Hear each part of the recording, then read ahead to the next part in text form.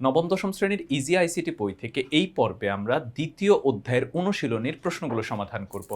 আমরা একটু প্রথম প্রশ্নটার দিকে খেয়াল করে দেখি। প্রথম প্রশ্নে আমাদেরকে বলা হলো যে টেম্পোরারি ফাইল বেশি হলে কি ঘটে, মানে যদি কম্পিউটারে টেম্পোরারি ফাইল বেশি হয়ে যায় তখন কি ঘটে। সাধারণত যেটা ঘটবে, কম্পিউটার স্লো হয়ে যাবে, কারণ অনেকগুলো ফাইলকে স্ক্যান করতে হবে, স্ক্যান করার জন্য তার সময় বেশি লাগবে, এই জন্য স্লো হয়ে যায়।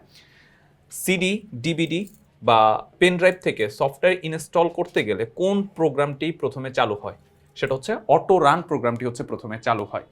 কোনটি আধুনিক পৃথিবীর সম্পদ? এটা আমরা সবাই জানি, ইন্টারনেট হচ্ছে আধুনিক পৃথিবীর সম্পদ, কারণ ইন্টারনেট ছাড়া আমরা আমাদের দিন দুনিয়া এখন আর কল্পনা করতে পারি না। বাসায় একদিন বুয়া না আসুক সমস্যা নাই, কিন্তু বাসায় একদিন ইন্টারনেট নাই, ওয়াইফাই নাই, এটা কিন্তু পেইন জিনিস। সফটওয়্যার ইনস্টল করতে হলে অবশ্যই দেখতে হবে হার্ডওয়্যার সেটিকে সাপোর্ট করে কিনা। ধর আমি সফটওয়্যার নিলাম কিন্তু হার্ডওয়্যারটাকে সাপোর্ট করে না, তুই সফটওয়্যার দিয়ে আমি কী করবো? তারপরে অ্যান্টিভাইরাস সফটওয়্যারটি বন্ধ করা আছে কিনা, না হলে যেটা ঘটবে সেটা হচ্ছে সফটওয়্যারটি ইনস্টল নিতে চাইবে না। আর অ্যাডমিনিস্ট্রেটরের অনুমতি আছে কিনা, যে এই সফটওয়্যারটা ব্যবহার অনুমোদিত কিনা। তাহলে এই তিনটা জিনিস আমাদেরকে খেয়াল করতে হবে। তারপর আমরা উদ্দীপকটা একটু খেয়াল করে দেখি, উদ্দীপকে কি বলতে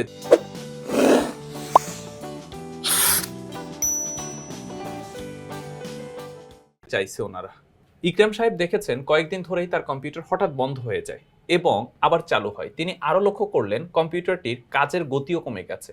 তার মনে পড়ল বন্ধুর পেনড্রাইভ থেকে তিনি একটা গান নিজ কম্পিউটারে নিয়েছিলেন এবং এটা করার পর থেকে এমনটা হচ্ছে। তেমনটা সাধারণত কেন হয়? যদি কম্পিউটারে ভাইরাস চলে আসে তাহলে এমনটা ঘটে। তাহলে এটা ভাইরাস সফটওয়্যারের কারণে এই অবস্থাটা হচ্ছে। এর ফলে ইকরাম সাহেবের কম্পিউটারে অপ্রত্যাশিত কোনো বার্তা প্রদর্শন করতে পারে। তারপরে রাখা ফাইলগুলোর আকার বেড়ে যেতে পারে, মেমোরি কম দেখাতে পারে। যেহেতু আমাদের এখানে ভাইরাস ঢুকে গেছে তাহলে এই প্রবলেমগুলোই হচ্ছে যে ভিজুয়াল হবে। তাহলে আমাদের এই ক্ষেত্রে অ্যান্সার হচ্ছে 1, 2, 3। তো এই পর্বে আমাদের এই ছিল সমাধান। পরবর্তী পর্বে আমরা অনুশীলনীর যেই সংক্ষিপ্ত প্রশ্নগুলো আছে সেই সংক্ষিপ্ত প্রশ্নগুলো সমাধান করব। প্রশ্নগুলো আমরা সমাধান করাচ্ছি ইজি আইসিটি বই থেকে।